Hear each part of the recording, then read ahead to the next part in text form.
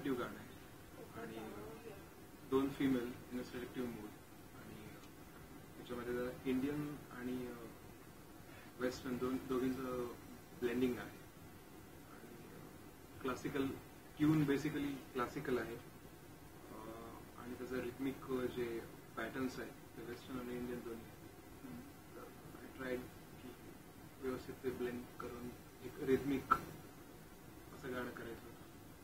तर classical phrases आहेत आणि इन्स्ट्रुमेंट्स लार्ज स्केलचे म्हणजे व्हायोलिन्स वगैरे आहेत आणि सतार, व्हायोलिन्स, मृदंग सोबत टेक्नोबीट्स पण आहे.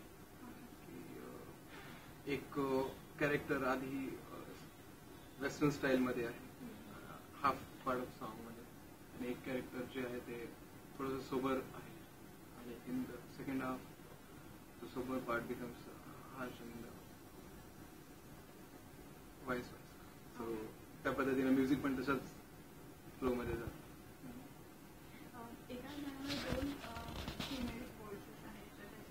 हा 2 फिमेल व्हॉइसेस आहेत आणि 2 स्टाईलची सिंगिंग सुद्धा आहे.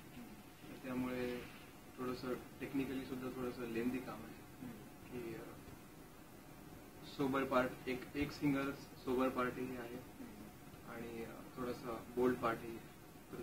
2 असे सिंगर्स थोडंसं चॅलेंजिंग होतं सिंगर्सला सुद्धा सोबर आणि बोल्ड पार्ट दोघींनाही काही